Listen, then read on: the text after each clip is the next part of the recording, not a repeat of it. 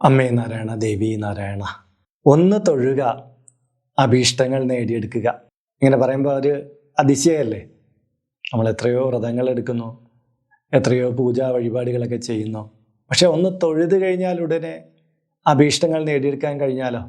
അതാണ് ചോറ്റാനിക്കര മകൻ തൊഴൽ എന്ന് പറയുന്നത്. ഇതൊരു വെറും തൊഴലല്ല, ഇത് ഉള്ളറിഞ്ഞുള്ള ഒരു സമർപ്പണമാണ്. അമ്മയെ പൂർണ്ണമായിട്ട് മനസ്സിൽ ആവാഹിച്ചെടുത്ത് ആ തൃക്കണ്ണുകളെ ഒന്ന് നമുക്ക് കാണാൻ കഴിഞ്ഞാൽ തീർച്ചയായിട്ടും നമ്മുടെ അഭീഷ്ടങ്ങളെല്ലാം നേടിയെടുക്കാൻ പറ്റും. ആ ദിവസത്തെ തിരുവന്ദനം വളരെ മഹത്തരാണ്. മകൻ തൊഴൽ എന്ന് പറയുന്നത് തന്നെ ജന്മപുണ്യാണ്. 2026 ഫെബ്രുവരി മാസം 24 മുതൽ മാർച്ച് മാസം 5-ാം തീയതി വരെയാണ് തിരുവുത്സവം നടക്കുക. പ്രശസ്തമായ മകൻ തൊഴൽ മാർച്ച് 2-ാം തീയതി തിങ്കളാഴ്ച ഉച്ചയ്ക്ക് 2 മണിക്ക് നടക്കും. 2 മണി മുതൽ രാത്രി 9:30 വരെയാണ് ഇതുണ്ടാവുക. ലോകത്തിൻ്റെ നാനാഭാഗങ്ങളിൽ നിന്ന് ഒട്ടേറെ ഭക്തജനങ്ങൾ എല്ലാ കൊല്ലവും ഭഗവതിയെ, അമ്മേ നാരായണനെ കാണാൻ വേണ്ടിയിട്ട് എത്തിച്ചേരുന്നതാണ്. ആ ഭക്തിയുടെ നിറവിൽ അവർ അമ്മയെ ദർശിച്ച് മടങ്ങുമ്പോൾ അവരുടെ ജന്മദുരിതങ്ങൾക്കുള്ള മറുപടി കിട്ടുന്നതാണ്. അവരുടെ അഭീഷ്ടങ്ങൾ സാധിച്ചെടുക്കുന്നതാണ്. കഷ്ടനഷ്ടങ്ങളിൽ നിന്ന് മോചനം ലഭിക്കുന്നതാണ്. ഇക്കൊല്ലം നിങ്ങളും അമ്മയെ കാണാൻ ആഗ്രഹിക്കുന്നെങ്കിൽ തീർച്ചയായിട്ടും ആ തൃപ്പാദാരവിന്ദങ്ങളെ പോയി കണ്ടു വണങ്ങി നിങ്ങളുടെ അഭിലാഷവും തുറന്നു പറഞ്ഞ് അമ്മയിൽ നിന്നുള്ള എല്ലാ അനുഗ്രഹങ്ങളും നേടിയെടുക്കുക. അപ്പോൾ ഇന്നത്തെ വീഡിയോയിലൂടെ ചോറ്റാനിക്കര മകത്തിനെ കുറിച്ച് വിശദമായിട്ടുള്ള കുറേ കാര്യങ്ങൾ ഞാൻ പറഞ്ഞു തരാൻ ആഗ്രഹിക്കുന്നുണ്ട്. അതുകൊണ്ട് തന്നെ ഈ വീഡിയോ പൂർണ്ണമായിട്ടൊന്ന് കാണുക. നമസ്കാരം, ഞാൻ RJ അയ്യർ, ഹരിചന്ദന മഠം. അമ്മേ നാരായണ.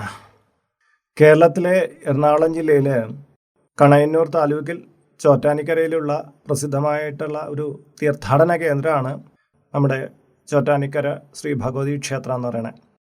കേരളത്തിൻ്റെ വ്യാവസായിക തലസ്ഥാനമായ കൊച്ചി നഗരത്തോട് ചേർന്ന് തൃപ്പൂണിത്തറ പട്ടണത്തിൽ നിന്ന് 6 കിലോമീറ്റർ അകലെ ചോറ്റാനിക്കരയിൽ സ്ഥിതി ചെയ്യുന്ന ഈ മഹാക്ഷേത്രം കേരളത്തിലെ ഏറ്റവും പ്രധാനപ്പെട്ട ഒരു ഭഗവതി ക്ഷേത്രമാണ്.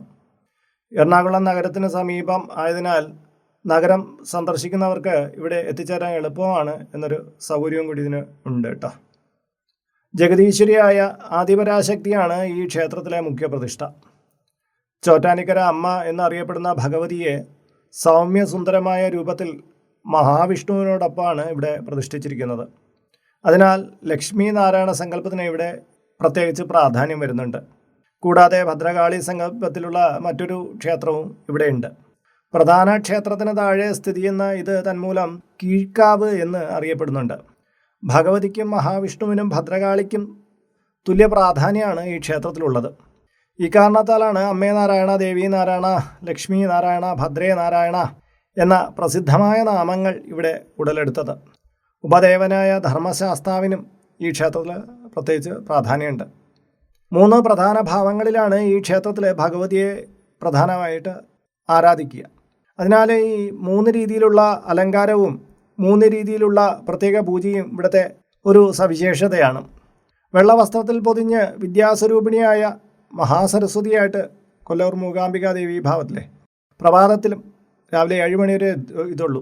ചുവന്ന വസ്ത്രത്തിൽ പൊതിഞ്ഞ് മഹാലക്ഷ്മിയായിട്ട് ഉച്ച വരെയുള്ള സമയത്തും നീലവസ്ത്രത്തിൽ അലങ്കരിച്ച് ദുർഗാപരമേശ്വരിയായിട്ട് വൈകുന്നേരവും ആരാധിക്കുന്നു.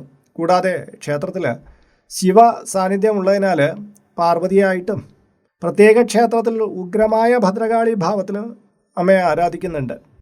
ഇങ്ങനെ ഭഗവതിയുടെ പ്രധാനപ്പെട്ട 5 ഭാവങ്ങളിൽ ആരാധിക്കപ്പെടുന്നതിനാൽ ചോറ്റാനിക്കര അമ്മ രാജരാജേശ്വരി അഥവാ ആദിപരാശക്തി ഭാവത്തിലാണ് സങ്കല്പിക്കപ്പെടുന്നത്. മാനസിക രോഗങ്ങളും തീരാത്ത വ്യാധികളും ചോറ്റാനിക്കര അമ്മ പരിഹരിക്കുക എന്നാണ് വിശ്വാസം. തന്മൂലം ദുരിതം അനുഭവിക്കുന്ന നിരവധി ഭക്തർ ഇവിടെ ഭജനം പാർക്കാൻ എത്താറുണ്ട്. 41 ദിവസം ഭഗവതിയെ ആരാധിച്ചാൽ ഏത് മഹാരോഗവും മാറുമെന്നാണ് പൊതുവെയുള്ള വിശ്വാസം. കുഷ്ഠം പോലും ഈ ആരാധനാലയത്തിൽ നിന്ന് ഭേദമായതായിട്ട് ഐതിഹ്യങ്ങൾ പറയുന്നുണ്ട് കേട്ടോ.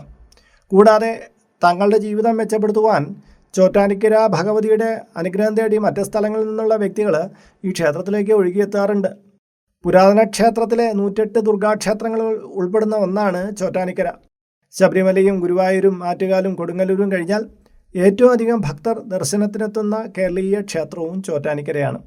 ചോറ്റാനിക്കരയിൽ മേൽക്കാവ്, കീഴ്ക്കാവ് എന്നിങ്ങനെ 2 ക്ഷേത്രങ്ങളുണ്ട്. മേൽക്കാവാണ് പ്രധാന ക്ഷേത്രം. കീഴ്ക്കാവ് പ്രധാന ക്ഷേത്രത്തിൻ്റെ താഴെയായിട്ട് സ്ഥിതി ചെയ്യുന്നു. ആദിപരാശക്തിയുടെ മറ്റൊരു ഭാവമായ ഭദ്രകാളിയാണ് കീഴ്ക്കാവിലമ്മ.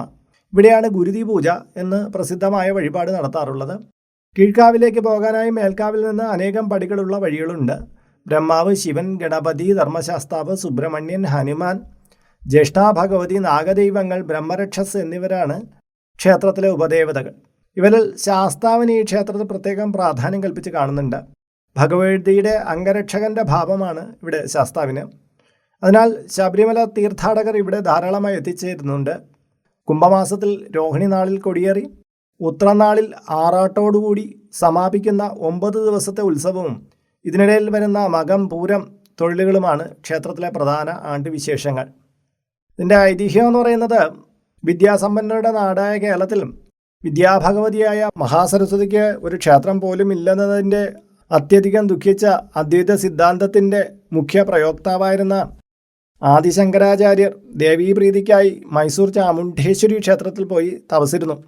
ഏറെക്കാലത്തെ കഠിന തപസ്സിന് ഒടുവിൽ അദ്ദേഹത്തിന് മുന്നിൽ പ്രത്യക്ഷയായ മഹാസരസ്വതിയോട് അദ്ദേഹം തൻ്റെ ആഗ്രഹം ഉണർത്തിച്ചു. തൻ്റെ വാസസ്ഥാനമായ ചാമുണ്ഡേശ്വരി ക്ഷേത്രം വിട്ടുപോകാൻ ഭഗവതി ആദ്യം വിസമ്മതിച്ചെങ്കിലും ഭക്തനായ ശങ്കരാചാര്യരുടെ ആഗ്രഹത്തിന് ഒടുവിൽ ഭഗവതി പ്രസാദിച്ചു. പക്ഷെ ഒരിക്കലും തിരിഞ്ഞു നോക്കരുതെന്നും അപ്പോൾ താൻ അപ്രത്യക്ഷയാകുമെന്നുള്ള ഒരു നിബന്ധനയും ഭഗവതി അദ്ദേഹത്തിന് മുന്നിൽ വച്ചു. ഈ നിബന്ധന അനുസരിച്ച് ഭഗവതി ശങ്കരാചാര്യരെ അനുഗമിച്ചു. യാത്രാവേളയിൽ കൊല്ലൂർ എന്ന സ്ഥലത്തെത്തിയപ്പോൾ ദേവിയുടെ കാലൊച്ച കേൾക്കാതായി. നിബന്ധന മറന്ന് ശങ്കരാചാര്യർ തിരിഞ്ഞു നോക്കിയപ്പോൾ ഭഗവതി അവിടെ കുടിയിരിക്കുന്നതായി കണ്ടു. ആ സ്ഥലമായിരുന്നു പ്രസിദ്ധമായ കൊല്ലൂർ മൂകാംബികാ ക്ഷേത്രം. ഏറെ വിഷമിച്ച ശങ്കരാചാര്യർ വീണ്ടും പ്രാർത്ഥന തുടങ്ങി. ദേവി പ്രത്യക്ഷപ്പെട്ടിട്ട് തനിക്ക് വരാൻ കഴിയില്ലെന്നും കൊല്ലൂർ മൂകാംബികയിൽ തന്നെ കുടികൊള്ളുകയാണെന്നും അറിയിച്ചു. എന്നാൽ നിർബന്ധമാണെങ്കിൽ ശങ്കരൻ്റെ നാട്ടിലെ ചോറ്റാനിക്കര ക്ഷേത്രത്തിൽ രാവിലെ നട തുറക്കുമ്പോൾ തൻ്റെ സാന്നിധ്യം ഉണ്ടാകുമെന്നും അവിടെ നിർമാല്യവും ഉഷപൂജയും കഴിഞ്ഞ് കൊല്ലൂരിൽ എത്തിച്ചേരുകയുള്ളൂ എന്നും ഭഗവതി അനുഗ്രഹിച്ചു. ചോറ്റാനിക്കരയിലെത്തി തന്നെ ദർശിക്കുന്ന ഭക്തർക്ക് അഭീഷ്ടസിദ്ധി ഉണ്ടാകുമെന്നും ഭഗവതി അനുഗ്രഹിച്ചു. ഈ ഐതിഹ്യത്തിന് ഉപോദ്ഫലകമായി ഇന്നും കൊല്ലൂർ മൂകാംബികാ ക്ഷേത്രത്തിൽ രാവിലെ 5 മണിക്കാണ് നട തുറക്കുന്നത്. ചോറ്റാനിക്കരയിൽ 4 മണിക്ക് നട തുറന്ന് നിർമാല്യവും ഉഷപൂജയും കഴിഞ്ഞാണ് ഇത് നടക്കുന്നത്.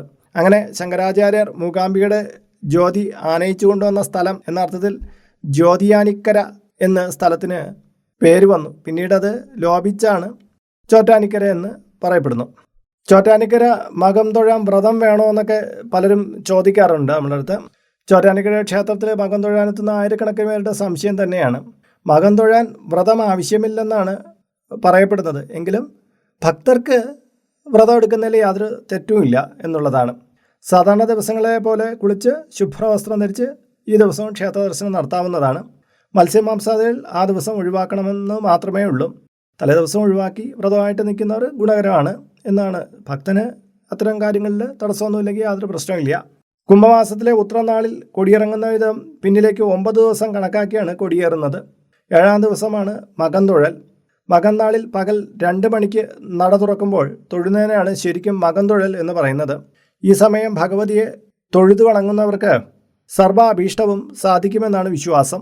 ഐശ്വര്യവും അഭിവൃദ്ധിയും സന്താന സൗഖ്യവുമാണ് പ്രധാന ഫലങ്ങൾ. മകം തൊഴിലിന് മുമ്പ് ഭഗവതിക്ക് ഓണക്കുറ്റിച്ചിറയിലെ തീർത്ഥകുളത്തിൽ ആറാട്ട് നടത്തും. മൂലക്ഷേത്രത്തിൻ്റെ വടക്ക് കിഴക്കാണ് ഓണക്കുറ്റിച്ചിറ ക്ഷേത്രം. ജലദുർഗയാണ് ഇവിടുത്തെ പ്രതിഷ്ഠ. ഇവിടെയാണ് പ്രധാനപ്പെട്ട തീർത്ഥക്കുളം. ഈ തീർത്ഥക്കുളത്തെ 2ആയിട്ട് തിരിച്ചിട്ടുണ്ട്. ചോറ്റാനിക്കര ദേവിയുടെ മൂലബിംബത്തിൽ അഭിഷേകം ചെയ്യുന്ന ജലം ഭൂമിക്കടിയിലൂടെ ഈ കുളത്തിലാണ് വന്നെത്തുന്നത്. ഇതിന് പ്രത്യേകിച്ച് ഓവില്ല. ചോറ്റാനിക്കരയിലെ മൂലവിഗ്രഹത്തിനടുത്തുള്ള മണലിൽ താഴ്ന്ന് ഭൂഗർഭ അറവഴി ജലം ഓണക്കുറ്റിച്ചിറയിൽ പതിക്കുകയാണ് ചെയ്യുക. ഈ ചിറയിലാണ് ഭഗവതിയുടെ ആറാട്ട് കഴിഞ്ഞ് ഭഗവതിയെ പൂരപ്പറമ്പിൽ എഴുന്നള്ളിക്കും. അത് കാഴ്ചശീവേലിക്ക് വേണ്ടിയിട്ടാണ്. 11 മണി വരെ കാഴ്ചശീവേലിയാണ്. തുടർന്ന് ഉച്ചപൂജ കഴിഞ്ഞ് നട അടച്ചാൽ പിന്നെ തുറക്കുന്നത് 2 മണിക്ക് മകം തൊഴലിനാണ്. മകം തൊഴലിന് നട തുറക്കും മുമ്പ് ദേവിയെ തിരുവാഭരണങ്ങൾ അണിയിച്ച് പുതിയ ഉടയാടകൾ അണിയിച്ച് ഒരുക്കും. ഇങ്ങനെ ഒരുക്കുന്നത് ദേവി വില്ലുമംഗലം സ്വാമിക്ക് മുന്നിൽ പ്രത്യക്ഷപ്പെട്ടതിൻ്റെ ഓർമ്മ പുതുക്കുന്നതിന് വേണ്ടിയിട്ടാണ്. വർഷങ്ങൾക്ക് മുമ്പ് സ്വാമി കീഴ്ക്കാവിലമ്മയെ പ്രതിഷ്ഠിച്ചതിന് ശേഷം പടിഞ്ഞാറ് നോക്കി തൊഴുതപ്പോൾ കണ്ടത് സർവാഭരണ വിഭൂഷിതയായിട്ട് വരദാഭയ മുദ്രകളോടും 4 തൃക്കൈകളോടും കൂടി അനുഗ്രഹാശിസുകൾ ചൊരിഞ്ഞേൽക്കുന്ന ആദിപരാശക്തിയാണ്. സ്വാമി അമ്മയെ കണ്ടത് 2 മണി സമയത്താണ്. അങ്ങനെയാണ് ഈ സമയത്തിന് പ്രാധാന്യം വന്നത്. മകൻ തൊഴിൽ ദിവസം ചാർത്തുന്ന അങ്കിക്കും പ്രാധാന്യമുണ്ട്. നിത്യവും ചാർത്തുന്ന അങ്കിയുടെ വലത് കൈ വാങ്ങാനും ഇടത് കൈ അനുഗ്രഹിക്കാനുമാണ്. എന്നാൽ മകൻ നാളിൽ വലത് കൈ അനുഗ്രഹിക്കാനും ഇടത് കൈ വാങ്ങാനുമാണ്. ആയിരക്കണക്കിന് വിശ്വാസികൾക്ക് ആത്മീയാനുഭൂതിയുടെ മാസ്മരികത പ്രദാനം ചെയ്യുന്നതാണ് ചോറ്റാനിക്കര ദേവീക്ഷേത്രത്തിലെ മകൻ തൊഴൽ. ഈ ദിവസം സർവാഭരണ വിഭൂഷിതയായ ദേവീ വിഗ്രഹം കണ്ടു തൊഴുന്ന ഭക്തന് ലഭിക്കുന്ന ആത്മീയോത്കർഷം അനുഭവവും അപാരവുമാണ്. മഹാതപസ്വിയായ വില്വമംഗലത്ത് സ്വാമിയാർക്ക് സർവാഭരണ വിഭൂഷിതയായിട്ട് ചോറ്റാനിക്കര അമ്മ ദർശനം നൽകിയതിനെ അനുസ്മരിക്കുന്നതാണ് ചോറ്റാനിക്കര മകം. കാലാന്തരത്തിൽ എല്ലാ കുംഭമാസത്തിലും മകൻ തൊഴിൽ ആചാരമായിട്ട് വിവാഹം നടക്കാത്ത സ്ത്രീ പുരുഷന്മാർക്കും വിവാഹത്തിനു ശേഷം സന്താന സൗഭാഗ്യമില്ലാത്തവർക്കും മകൻ തൊഴുതാൽ ഫലസിദ്ധി ഉണ്ടാകുമെന്നാണ് വിശ്വാസം. ഇതുമൂലം രാജ്യത്തിനകത്ത് നിന്ന് പുറത്തു നിന്നായിട്ടൊക്കെ അനേകായിരങ്ങളാണ് ഓരോ കുംഭമാസത്തിലെയും മകത്തിനും ദേവീ ദർശനത്തിന് ചോറ്റാനിക്കരയിൽ എത്തുന്നത്. സാധാരണ ക്ഷേത്രത്തിൽ രാവിലെ ഉഷനേദ്യമാണുള്ളത്. മകത്തിൻ്റെ അന്ന് ഉഷ പൂജയായിട്ടാണ് ആചരിക്കുന്നത്. പിന്നീട് പന്തീരടി പൂജ, ഉച്ചപൂജ, ഭഗവതിയെ പുറത്തെഴുന്നള്ളിക്കൽ, ശ്രീഭൂതബലി എന്നിവ ഉണ്ടാവും. അതിനുശേഷം നട അടയ്ക്കും. പിന്നീട് മേൽശാന്തിമാരും സഹായികളും ദേവിയെ അണിയിച്ചൊരുക്കും. ഏറ്റവും വിശിഷ്ടമായ തങ്കഗോളകയാണ് മകൻ തൊഴിൽ ദിവസം ദേവിക്ക് ചാർത്തുക. സാധാരണ ദിവസങ്ങളിൽ ദേവി വിഗ്രഹം ഇടത് കൈ കൊണ്ടാണ് അനുഗ്രഹിക്കുക. മകത്തിന് വിശേഷ വിധിയായി ചാർത്തുന്ന തങ്കഗോളകയിൽ വലത് കൈയാലാണ് അനുഗ്രഹം നൽകുക. വലത് കൈ കൊണ്ട് അനുഗ്രഹം നൽകുന്ന വിശേഷ സമയമായ മകത്തിന് വന്ന് തൊഴുന്നവർക്ക് അഭീഷ്ട ഫലസിദ്ധി ഉറപ്പാണെന്നാണ് വിശ്വാസം. ദേവിയുടെ അവതാര ദിവസമായ തൃക്കാർത്തികയ്ക്കും കുംഭത്തിലെ മകൻ ദിവസവും മാത്രമേ വലത് കൈകൊണ്ട് അനുഗ്രഹം നൽകുന്ന തങ്കഗോളക ദേവിക്ക് ചാർത്താറുള്ളൂ. വിവിധതരം അലങ്കാരങ്ങളാണ് മകൻ തൊഴിൽ ദിവസം ചോറ്റാനിക്കരമ്മയുടെ വിഗ്രഹത്തിൽ ചാർത്തുക. സ്വർണ്ണമാലകൾ, കാശിമാലകൾ, ആയുധമാല, പാലയ്ക്കാമാലകൾ എന്നിവയാണ് പ്രത്യേകിച്ച് ചാർത്തുന്ന ആഭരണങ്ങൾ. സർവാഭരണങ്ങളും ചേർന്നതാണ് ആയുധമാല. ഈ മകത്തിന് മാത്രമായിട്ടാണ് ഈ മാല ചാർത്തുക. 2 മേൽശാന്തിമാരും അവരെ സഹായിക്കാൻ കീഴ്ശാന്തിമാരും ഉണ്ടാവും. അലങ്കാരച്ചാത്തുകൾ അണിയിച്ച ശേഷം ഉച്ചയ്ക്ക് 2 മണിയോടെ നട തുറക്കും. അതോടെ മകൻ തൊഴാനുള്ള ഭക്തജനങ്ങളുടെ തിരക്ക് വർദ്ധിക്കും. 2 മേൽശാന്തിമാരും സഹായികളായ കീഴ്ശാന്തിമാരും കൂടെയാണ് ദേവിയെ അലങ്കാരങ്ങൾ കൊണ്ട് അണിയിച്ചൊരുക്കുക. ഉച്ചയ്ക്ക് 2:30 മുതൽ രാത്രി 8:30 വരെയാണ് മകൻ തൊഴൽ. മകവും പിറ്റേന്ന് പൂരവും കഴിഞ്ഞ് ഉത്രത്തിന് വൈകുന്നേരം 5 മണിയോടുകൂടി ക്ഷേത്രത്തിലെ ലോഹപാത്രങ്ങളെല്ലാം, ലോഹായുധങ്ങളും എല്ലാം മാറ്റി 5 മണിയോടെ ക്ഷേത്രം അടയ്ക്കും. ഭൂതഗണങ്ങളുടെ വിളയാട്ടം 5 മണി കഴിഞ്ഞാൽ ഉണ്ടാകുമെന്നും ആ സമയം ആരും ക്ഷേത്രത്തിൽ നിൽക്കാൻ പാടില്ലെന്നുമാണ് വിശ്വാസം. ഭൂതഗണങ്ങളുടെ വിളയാട്ടമായിരിക്കും പിന്നീടത്രേ. പണ്ടൊരിക്കൽ ഇത് പരീക്ഷിക്കാൻ ആരോ ക്ഷേത്രത്തിൽ കയറി ഒളിച്ചിരുന്നത്രേ. പിന്നെ ക്ഷേത്ര ജീവനക്കാർ അയാളെ കണ്ടെത്തുമ്പോൾ ദേഹം മുഴുവൻ വെട്ടും ചതവും ഏറ്റതിൻ്റെ പാടുകളായിരുന്നു. അത്തം ദിവസമേ പിന്നെ ക്ഷേത്രം വീണ്ടും തുറക്കുകയുള്ളൂ. അന്നേ ദിവസമാണ് കീഴ്ക്കാവിൽ പ്രശസ്തമായ അത്തം ഗുരുതി. 10 ദിവസം ഗുരുതി ഇല്ലാത്തതുകൊണ്ട് തന്നെ അന്നേ ദിവസം 10 ദിവസത്തെ ഗുരുതിയും ഒരുമിച്ച് കീഴ്ക്കാവിൽ നടത്തും. ഇതോടെ കുംഭമാസത്തിലെ മകം ഉത്സവം പൂർത്തിയാകും. മകം കൂടാതെ നവരാത്രി, തൃക്കാർത്തിക, വിഷു എന്നിവയാണ് ചോറ്റാനിക്കരയിലെ പ്രധാനം. മേൽശാന്തിമാർ ഓരോ മാസവും ഊഴമിട്ടാണ് വരുന്നത്. അതുകൊണ്ട് തന്നെ ക്ഷേത്രത്തിന് എല്ലായ്പ്പോഴും 2 മേൽശാന്തിമാരുണ്ട്. ഇനി ഇവിടുത്തെ ചില സംശയങ്ങളും അതിനുള്ള മറുപടികളും നമുക്ക് നോക്കാം. ചോറ്റാനിക്കരമ്മ സരസ്വതി, മഹാലക്ഷ്മി, ദുർഗ എന്നീ സങ്കല്പങ്ങളിൽ ആരാധിക്കപ്പെടുന്നു. ഇതിൽ ഏത് സങ്കല്പത്തിനാണ് കൂടുതൽ പ്രാധാന്യം എന്നാണ് ചോദിക്കുന്നത്. ദുർഗാ സങ്കല്പത്തിനാണ് ഇവിടെ കൂടുതൽ പ്രാധാന്യം എന്നുള്ളത്. സരസ്വതി, ലക്ഷ്മി, ദുർഗ എന്നീ മൂർത്തി ത്രയഭാവങ്ങളുള്ളത് കൊണ്ട് ഓരോ സമയത്തും പ്രത്യേക മന്ത്രങ്ങളുണ്ടോ എന്നൊരു ചോദ്യമുണ്ട്. ഇല്ല, ഭാവങ്ങൾ സാങ്കല്പികമാണ്. ഒറ്റ മന്ത്രമേ ഉള്ളൂ, ദുർഗാമന്ത്രം. അതാണ് അവിടെ ഉള്ളത്. അമ്മയ്ക്ക് ഏറ്റവും പ്രിയപ്പെട്ട നിവേദ്യം ഏതാണെന്നുള്ള ചോദ്യമുണ്ട്. ചതുശതം ശർക്കര നിവേദ്യമാണ് ഇവിടുത്തെ പ്രധാനം. മറ്റു നിവേദ്യങ്ങൾ എന്തൊക്കെയാണെന്നുള്ള ചോദ്യമുണ്ട്. രാവിലെ ശർക്കര പായസം, പന്തീരടിക്ക് വെള്ള നിവേദ്യം, നെയ്പായസം ഉച്ചപൂജയ്ക്ക് ചതുശതമാണ്, പാൽപ്പായസം അത്താഴപൂജയ്ക്കാണ്, പിന്നെ പിഴിഞ്ഞു പായസം, വെള്ള നിവേദ്യം, ശർക്കര നിവേദ്യം, അപ്പം, അട, പാല്, പഴം, വെറ്റില, അടയ്ക്ക. ഇതിൽ ശർക്കര നിവേദ്യം അഭീഷ്ടസിദ്ധിക്ക് ഉത്തമമാണ്. ഏത് അഭിഷേകമാണ് പ്രധാനമെന്നൊരു ചോദ്യം വന്നിട്ടുണ്ട്. ജലം കൊണ്ടുള്ള അഭിഷേകമാണ് ഇവിടുത്തെ ഏറ്റവും പ്രധാനമുള്ളത്. അത് മാത്രമേ ഇവിടെ നടത്താറുമുള്ളൂ. പാല്, തൈര്, പഞ്ചാമൃതം, മറ്റ് അഭിഷേകങ്ങളൊന്നും നടത്താറില്ല. സ്വയംഭൂവായ രുദ്രാക്ഷശിലയായതിനാൽ മറ്റ് അഭിഷേകങ്ങൾ പാടില്ല എന്നാണ് പറയുന്നത്. അടുത്ത ചോദ്യം വന്നിട്ടുള്ളത്, സ്വയംഭൂവായ രുദ്രാക്ഷശിലയ്ക്കടുത്ത് കൃഷ്ണശിലയിൽ ഭഗവാനുണ്ടല്ലോ. അതെ, ഉണ്ട്. രുദ്രാക്ഷശിലയിലുള്ള ഉയർന്ന ബിംബ അമ്മയുടെയും കൃഷ്ണശില നാരായണൻ്റെയാണ്. അതുകൊണ്ടാണ് ഭക്തർ അമ്മേ നാരായണ, ദേവി നാരായണ എന്ന് ഉരുവിടുന്നത്. അതെ, അമ്മയോടൊപ്പം ഭഗവാനുണ്ട്. അമ്മയ്ക്ക് നേദിക്കുന്നത് തന്നെ ഭഗവാനെ നേദിക്കണമെന്നാണ് ക്ഷേത്രത്തിലെ വിശ്വാസം. അങ്ങനെയാണ് ചെയ്യാറുള്ളത്. അടുത്ത ചോദ്യം വന്നിരിക്കുന്നത് താമസ രാജസ സാത്വിക ഭാവങ്ങളിൽ ഭക്തർക്ക് ദർശനം നൽകുന്ന ചോറ്റാനിക്കര അമ്മയ്ക്ക് ചാർത്തുന്ന പട്ടുകൾ ഏതെല്ലാമാണ്? രാവിലെ വെള്ളപ്പട്ട്, ഉച്ചയ്ക്ക് ചുവന്ന പട്ട്, വൈകുന്നേരം നീലപ്പട്ട്. ക്ഷേത്രത്തിൽ നിർമാല്യ ദർശനം മുതൽ രാവിലത്തെ പന്തീരടി പൂജ വരെ സരസ്വതീ ഭാവത്തിൽ ദേവി വർത്തിക്കുന്നു എന്നാണ് വിശ്വാസം. അതിനുശേഷം സരസ്വതീ ദേവി മൂകാംബികയിലേക്ക് പോകുന്നുവെന്നും അവിടെ സാന്നിധ്യമുണ്ടെന്നും ഐതിഹ്യമുണ്ടല്ലോ. ഇത് ശരിയാണോ? അതെ. വെള്ളപ്പട്ടണിഞ്ഞ ജ്ഞാനസ്വരൂപിണിയായ സരസ്വതീ ദേവിയെ വന്ദിക്കുന്ന നമ്മൾ ഉച്ചയ്ക്ക് ക്ഷേത്രനട തുറക്കുമ്പോൾ ചെഞ്ചോരപ്പട്ടുടുത്ത് സച്ചിന്മയ സ്വരൂപിണിയായിട്ടുള്ള ദുർഗാഭഗവതിയായിരിക്കും ദർശിക്കുന്നത്. ജ്ഞാനസ്വരൂപിണിയായ സരസ്വതീ ദേവിയായും ഐശ്വര്യദേവതയായ മഹാലക്ഷ്മിയായിട്ടും ദുഷ്ടനിഗ്രഹവേളയിൽ ഘോരരൂപിണിയായ ഭദ്രകാളിയായിട്ടും വർത്തിക്കുന്ന ദേവിയാണിത്. ശത്രുവധത്തിന് ശേഷം മൂലപ്രകൃതിയിലേക്ക് മടങ്ങി ദുർഗയായിട്ടും അമ്മ വിരാജിക്കുന്നു. അപ്പോൾ ഇന്നത്തെ വീഡിയോ ഇവിടെ പൂർണ്ണമാവുകയാണ്. ഇതുമായി ബന്ധപ്പെട്ട നിങ്ങളുടെ അഭിപ്രായങ്ങൾ, നിങ്ങളുടെ നിർദ്ദേശങ്ങൾ ഇതിന് കീഴെ കമൻറ്റ് ബോക്സിൽ രേഖപ്പെടുത്തുക. ഇതിൽ കാണുന്നത് എൻ്റെ വാട്സപ്പ് നമ്പറാണ്. ജ്യോതിഷ സംബന്ധമായതും പൂജാ സംബന്ധമായതുമായ അപ്പോയിൻമെൻറ്റിന് വേണ്ടിയിട്ടാണ് ഇത് നൽകിയിരിക്കുന്നത്. നേരിട്ട് വിളിച്ചു കഴിഞ്ഞാൽ കിട്ടുകയില്ല. നിങ്ങളുടെ പേര്, നിങ്ങളുടെ സ്ഥലം ഇവ രേഖപ്പെടുത്തി വാട്സപ്പിലൂടെ മെസ്സേജ് ചെയ്യുക. അപ്പോൾ അഡ്മിനൊരു മാർഗ്ഗനിർദ്ദേശം അയച്ചു നൽകുന്നതാണ്. ആ മാർഗ്ഗനിർദ്ദേശം അനുസരിച്ച് അപ്പോയിൻമെൻ്റ് എടുത്തിട്ട് വിളിക്കാവുന്നതാണ്. അപ്പോൾ മറ്റൊരു വീഡിയോയിൽ മറ്റൊരു വിശേഷമായിട്ട് വീണ്ടും കണ്ടുമുട്ടും വരെ എല്ലാവർക്കും നമസ്കാരം. നിങ്ങളുടെ സ്വന്തം RJ അയ്യർ ഹരിചന്ദന മഠം. നമസ്തേ.